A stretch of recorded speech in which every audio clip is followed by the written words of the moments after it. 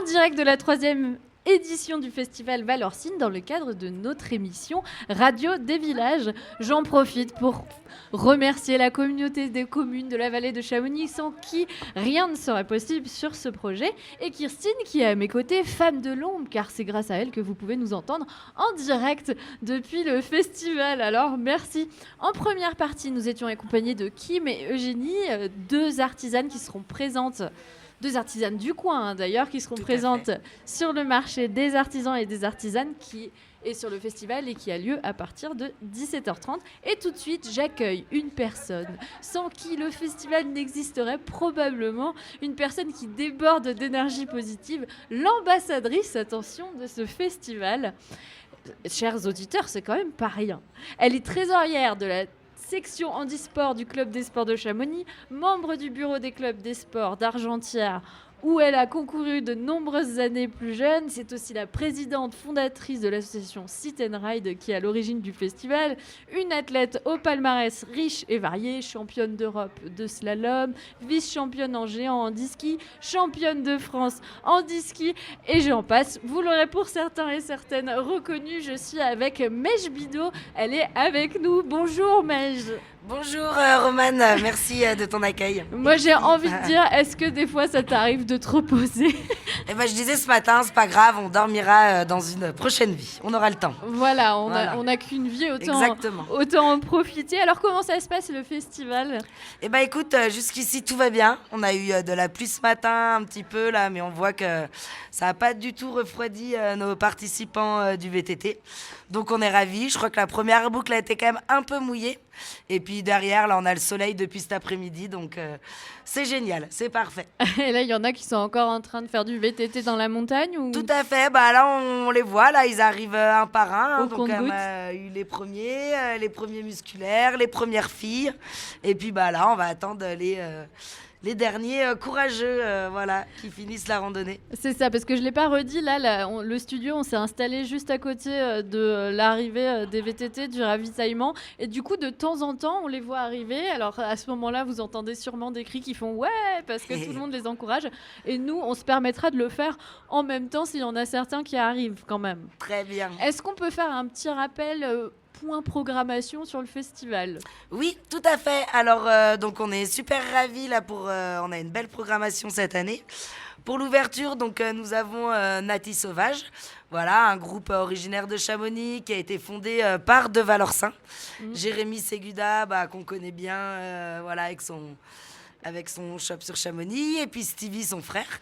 Donc on est vraiment ravis parce que c'est le groupe qu'on écoutait en fait quand on était jeunes. Donc voilà, ils sont refondés, ils ont refait une formation l'année dernière. Donc on est vraiment super ravis qu'ils ouvrent. Derrière, donc nous allons recevoir le Comptoir des Histoires.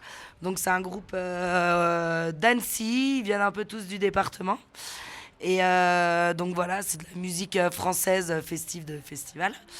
Et derrière, nous accueillons Ali, qui a fait un album et qui fait une tournée en live avec Mourad Musset de La Rue Quétanou. Donc ça, c'est vraiment, grave, ça va être Enfin, ils vont tous être super, mais on est vraiment ravis de les accueillir chez nous à Valorcine. C'est deux personnes que je découvre très engagées, surtout en ces temps un peu compliqués de politique. Nous, on fait pas de la politique, mais en tout cas, on a engagé sur tout ce qui est côté humain. Et eux le sont aussi, et donc on vous invite à les suivre. Voilà, on est mais d'ailleurs, on le Front voit, Populaire. On le voit, et c'est placé. Voilà. D'ailleurs, on le voit avec l'ambiance du festival, c'est quand même une ambiance hyper chaleureuse, hyper familiale presque, je dirais. Oui, tout à fait, c'est absolument ce qu'on veut garder, c'est pour ça qu'on y va vraiment étape par étape. On veut vraiment pouvoir garder ce côté familial, contrôler ce qu'on fait, et donc voilà, jusqu'ici, ça marche bien, donc on garde le même format, on se rajoute des petites nouveautés comme le Renduro cette année, et puis voilà, on avance au fur et à mesure. Et bah, c'est chouette. Et, en plus, là, on avance avec le soleil, c'était pas prévu. Exactement, si, nous on l'avait prévu à 11h15, il est arrivé à 11h15. Parce que ce matin, à 11h, je me suis levée, c'était des trompes d'eau. Mais c'est le fameux microclimat de Valorcine. Exactement. Voilà, qui commence à être un peu trop connu d'ailleurs à mon goût. Non, je rigole. Et donc, le début des concerts, c'est à quelle heure exactement? Alors, il y a l'ouverture des portes du site des concerts à partir de 17h30, voilà, avec le marché des artisans qui seront en place.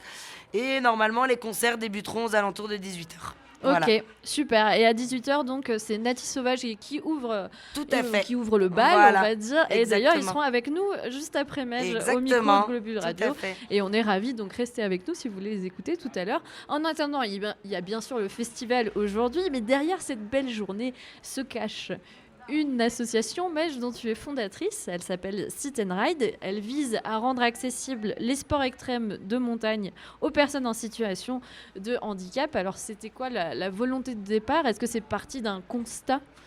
Alors, nous, on a commencé en fait à créer l'association quand je me suis lancée dans la compétition parce que il y a quand même énormément de frais. Donc, c'est vrai qu'avant tout, c'était pour pouvoir avoir une structure et voilà, organiser des événements pour m'aider moi dans ma saison.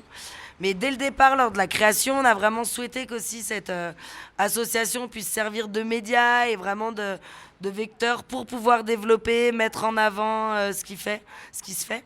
Donc on a un petit peu de matériel, voilà, on a Mehdi, on reste toujours en famille, hein, mais on a Mehdi, mon frère moniteur guide, qui est déjà passé d'ailleurs sur Globule Radio, Eh oui. qui est formé qu'à la Califandi. Donc voilà, on essaye. J'aurai un peu plus le temps de développer tout ça, voilà, quand j'aurai un petit peu plus de temps avec le ski. Mais on a du matériel et aussi voilà de prêt où voilà, on peut faire des cours de ski, on peut vous trouver aussi du parapente ou même ne serait-ce que réorienter en fait. Moi, il y a beaucoup de gens, notre numéro est dans les répertoires, il y a beaucoup de gens qui m'appellent pour me demander les informations, quel est le plus pratique ou des randonnées accessibles, où on peut se balader en fauteuil. Voilà, on veut vraiment être voilà, dans la communication et la mise en avant de ce qui est possible.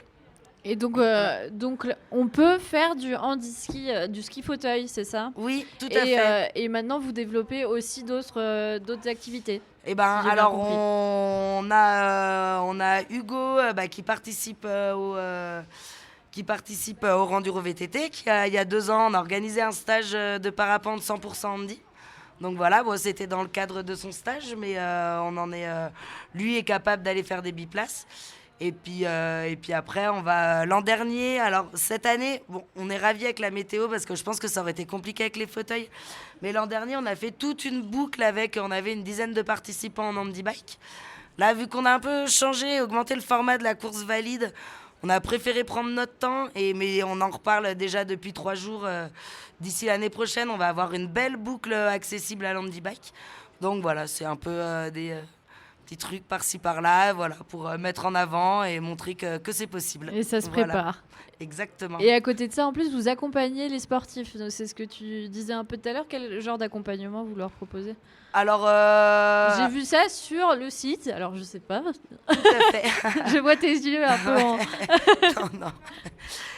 Non, alors, on peut les accompagner donc, pour les rediriger et tout. Après, là, sur de l'accompagnement de sportifs, c'est vrai que c'est quand même essentiellement m'aider-moi dans ma saison de sportif. Parce que c'est vrai que voilà, dans l'handi-ski, déjà dans le sport, avant d'arriver à en vivre, c'est très compliqué. Et dans l'handi-ski, je pense que c'est quasi impossible. On fait des bonnes saisons à perte. Donc voilà. C'est ça.